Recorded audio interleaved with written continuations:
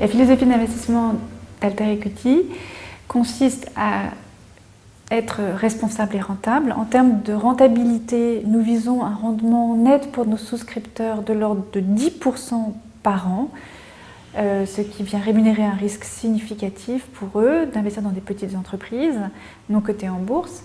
Et en termes de responsabilité, qui est notre particularité, nous avons deux axes. En premier lieu, nous choisissons d'investir dans des entreprises qui, par leur activité, ont un impact positif sur la société, soit sur les personnes, soit sur l'environnement.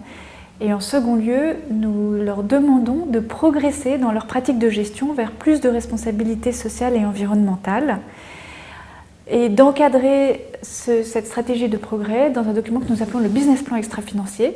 De même qu'une entreprise a un business plan financier qui vient traduire par des agrégats comptables et financiers une stratégie opérationnelle, nous demandons aux entreprises de notre portefeuille d'avoir un business plan extra-financier qui vient traduire une stratégie de responsabilité sociale et environnementale avec des critères précis, cadencés dans le temps.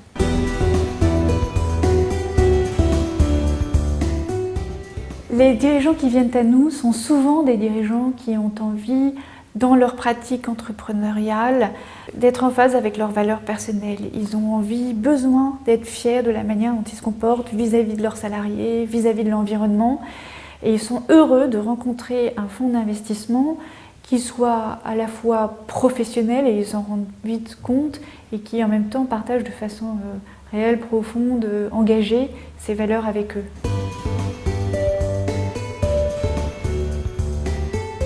Nous avons réalisé un investissement dans la société BoHo-Green qui conçoit des maquillages à base de produits naturels, les fait fabriquer et les commercialise à des prix modérés pour permettre au plus grand nombre de dames possible d'accéder à ces produits de grande qualité.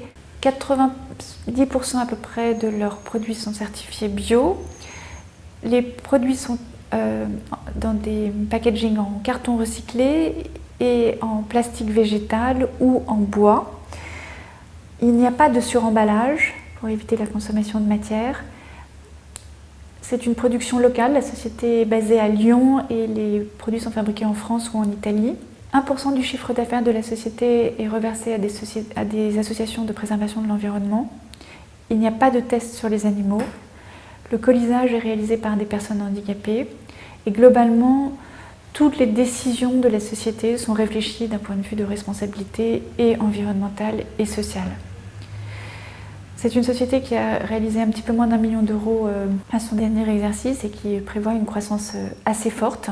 Elle est commercialisée dans des pharmacies, dans des instituts de beauté, dans des magasins bio, sur Internet et pas mal à l'export. C'est une société qui a beaucoup de succès à l'export. Ils sont au Canada, en Italie, en Espagne, en train d'entrer en Norvège, en Belgique, en Russie. Donc une activité très dynamique aussi à l'export, avec une conscience sociale et environnementale où les dirigeants nous disent qu'ils les trouvent très importants dans ces pays.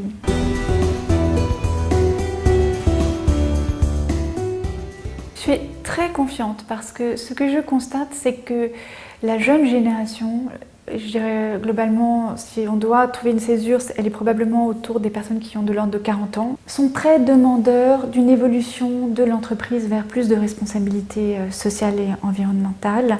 Et je constate une différence avec leurs aînés qui étaient plus dissociés dans l'attente vis-à-vis de l'entreprise, au sens où ils considéraient probablement dans l'inscription de Milton Friedman que l'objectif principal de l'entreprise est de maximiser son profit. Et par ailleurs, pour les personnes les plus attentives aux autres, les plus généreuses, les plus responsables, avaient une activité philanthropique ou ont une activité philanthropique ou ont des activités de dons et de générosité qui s'inscrivent en dehors de la vie de l'entreprise. Et chez les jeunes, je constate une très très forte aspiration à un rassemblement de ces deux aspirations et au fait que l'entreprise directement se comporte de façon véritablement responsable vis-à-vis des personnes et de l'environnement. Moi, je pense que ça correspond à un mouvement de fond et qui est peut-être dû, d'un point de vue historique, au fait qu'on se situe aujourd'hui à un moment où l'État a moins les moyens de son intervention au service de l'intérêt général et où les personnes privées cherchent qui peut aider à le soutenir. et se tournent vers l'entreprise en attendant qu'elle progresse dans cette direction. On le voit de façon très nette dans les sondages. Les consommateurs attendent de l'entreprise qu'elle se comporte de façon plus responsable vis-à-vis des salariés, vis-à-vis de l'environnement. Et ce consommateur, ne l'oublions pas, est aussi un salarié. Et le salarié attend que son entreprise se comporte de façon responsable. Donc c'est un élément très fort pour les entrepreneurs, pour leur recrutement, pour la motivation de leurs salariés, pour le sentiment de fierté qu'un salarié aura ou n'aura pas dans l'entreprise. Et d'ailleurs, beaucoup d'entrepreneurs partagent cette vision. Dans un sondage, nous avons vu que 80% des entrepreneurs pensent que la responsabilité sociale et environnementale correspond à l'attente de leurs consommateurs. Et 88% des entrepreneurs considèrent que la responsabilité sociale et environnementale crée de la valeur pour leur entreprise. Ce qui est vrai, c'est que pour le moment, dans les marchés financiers, ça n'est pas complètement intégré et il y a un certain retard pour une fois des marchés financiers, je pense, par rapport à la société civile sur ces sujets.